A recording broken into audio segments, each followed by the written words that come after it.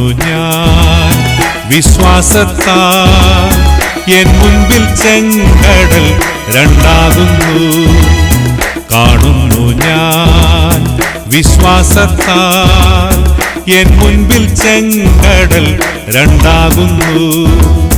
കാണാത്ത കാര്യങ്ങൾ കൺമുൻപിലെന്ന പോൽ വിശ്വസിച്ചിടുന്നു എൻ കർത്താവിൽ.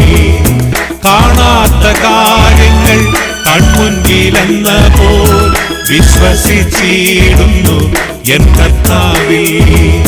കാണുന്നു ഞാൻ വിശ്വാസത്താൽ എൻ മുൻപിൽ ചെങ്കടൽ രണ്ടാകുന്നു. കാണുന്നു ഞാൻ വിശ്വാസത്താൽ എൻ മുൻപിൽ ചെങ്കടൽ രണ്ടാകുന്നു. നമുക്ക് പ്രാർത്ഥിക്കാം.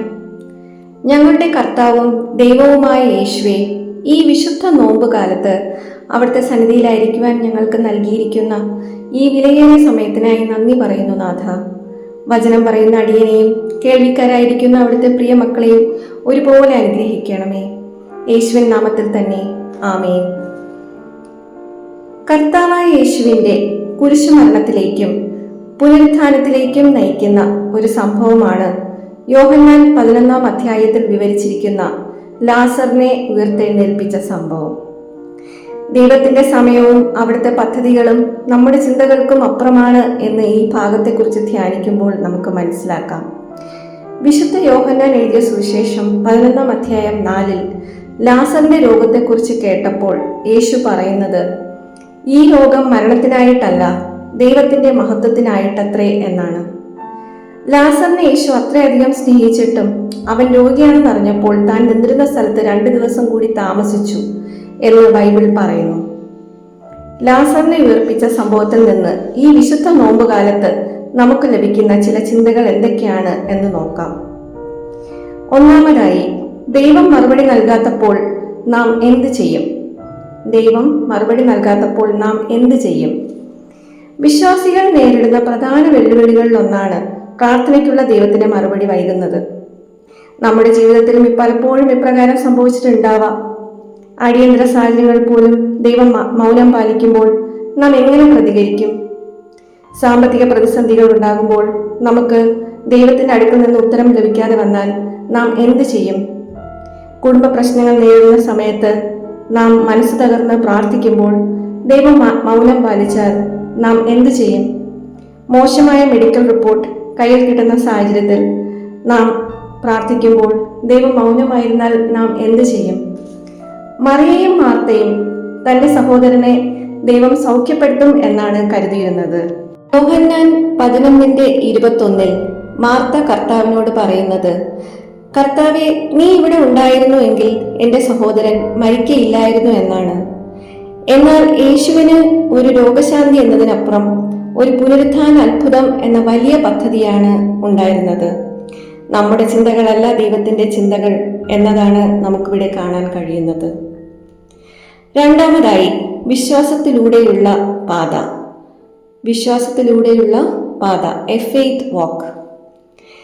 ദൈവം ഒരു വാഗ്ദാനം നൽകുന്നതിനും അത് നിറവേറുന്നതിനും ഇടയിലുള്ള ഒരു സമയത്തെ ഫെയ്ത്ത് വാക്ക് എന്ന് വിളിക്കാം. ഈ കാലഘട്ടത്തിൽ പൈശാചികമായ പ്രലോഭനങ്ങൾ ഉണ്ടാവുക തന്നെ ചെയ്യും. ആ പ്രതിസന്ധികൾക്കിടയിലും ദൈവത്തെ ആരാധിക്കാൻ നമുക്ക് കഴിയണം. ആരാധന എന്നത് സാഹചര്യങ്ങളെ ആശ്രയിച്ച് ഉള്ളതല്ല, അത് ആത്മാവിലും സത്യത്തിലും ഉള്ളതാണെന്ന് കർത്താവ് പറഞ്ഞിട്ടുണ്ടല്ലോ. കർത്താവ് ലാസറിന്റെ കല്ലറയ്ക്കൽ എത്തിയപ്പോൾ 4 ദിവസം കഴിഞ്ഞിരുന്നു. ദുർഗന്ധം വമിച്ചു തുടങ്ങിയിരുന്നു. നാം പലപ്പോഴും കരുതുന്നത് സമയം വൈകിപ്പോയി എന്നാണ്.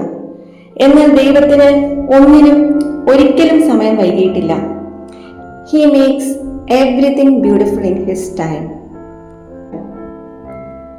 മൂന്നാമതായി, കർത്താവിന്റെ ശബ്ദം കേൾക്കുന്നവരായി മാറുക. കർത്താവിന്റെ ശബ്ദം കേൾക്കുന്നവരായി മാറുക. യോഹന്നാൻ 11:43 യേശു ലാസറെ പുറത്തു വരിക എന്ന് ഉറക്കെ വിളിച്ചു. മരിച്ചവൻ പുറത്തു വന്നു എന്ന് പറഞ്ഞിരിക്കുന്നു. മരിച്ച് 4 ദിവസം കഴിഞ്ഞ ലാസർ കർത്താവിന്റെ ശബ്ദം കേട്ട് പുറത്തേക്ക് വരികയാണ് ഇവിടെ. ദൈവം നൽകിയ വാഗ്ദാനങ്ങൾ സാഹചര്യങ്ങൾ എത്ര വിപരീതമായാലും നിറവേറുക തന്നെ ചെയ്യും. യേശുവിന്റെ വാക്കുകൾ രോഗശൈലിയിലല്ല, കല്ലറയിലാണ് ലാസറിനെ കണ്ടുമുട്ടിയത്. അതിനാൽ ഏത് മരണനിഴലും താഴ്വരയിലും ദൈവത്തെ വിശ്വസിക്കാനും അവിടുത്തെ വിളി കേൾക്കുമ്പോൾ പുറത്തു വരാനും നമുക്ക് കഴിയണം. നാം എത്ര നിർജീവാവസ്ഥയിലായിരുന്നാലും നമ്മെ പേര് ചൊല്ലി വിളിക്കുന്ന, നമുക്ക് നിത്യജീവൻ നൽകുന്ന ഒരു ദൈവമുണ്ട്. ആ ദൈവം ഇന്നും ജീവിക്കുന്നു. ഈ വിശുദ്ധ നോമ്പുകാലത്ത് കർത്താവിന്റെ ശബ്ദം കേൾക്കുന്നവരായി ജീവിക്കാൻ നമുക്ക് കഴിയുന്നുണ്ടോ? ശാന്തമായി നമുക്ക് നമ്മെ തന്നെ ശോധന ചെയ്യാം. അപ്രകാരം ജീവിക്കുവാൻ ദൈവം നമ്മെ ഓരോരുത്തരെയും ശക്തിപ്പെടുത്തുമാറാകട്ടെ. ആമേൻ. യെരിഹോ മതിലുകൾ ഉയർന്നു നിന്നാൽ അതിൻ വലിപ്പം സാരമില്ല. യെരിഹോ മതിലുകൾ ഉയർന്നു നിന്നാൽ അതിൻ വലിപ്പം സാരമില്ല. ഒന്നിച്ചു നാം ആർപ്പിട്ടെന്നാൽ വന്മതിൽ വീഴും കാൽച്ചുവട്ടിൽ. ഒന്നിച്ചു നാം ആർപ്പിട്ടെന്നാൽ വന്മതിൽ വീഴും കാൽച്ചുവട്ടിൽ. കാണുന്നു ഞാൻ വിശ്വാസത്താൽ എൻ മുൻപിൽ ചെങ്കടൽ രണ്ടാകുന്നു.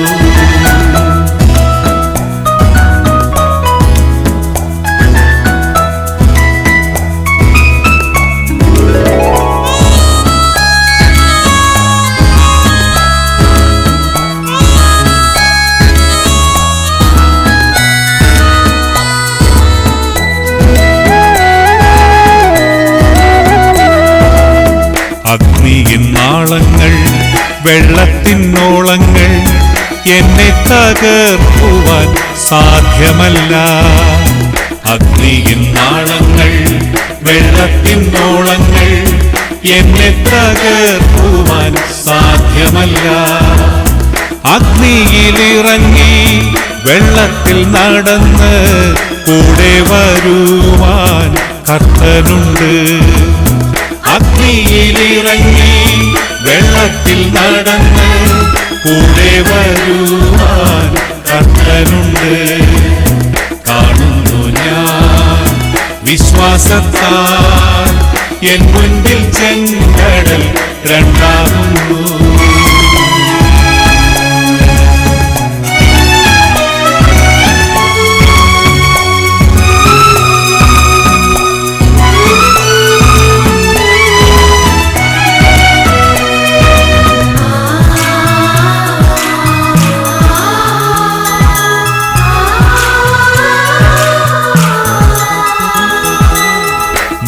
നാളായാലും മാറ്റം വമിച്ചാലും കല്ലറ മുൻപിൽ കർത്തൻ വന്നിടും. 4 നാളായാലും മാറ്റം വമിച്ചാലും കല്ലറ മുൻപിൽ കർത്തൻ വന്നിടും.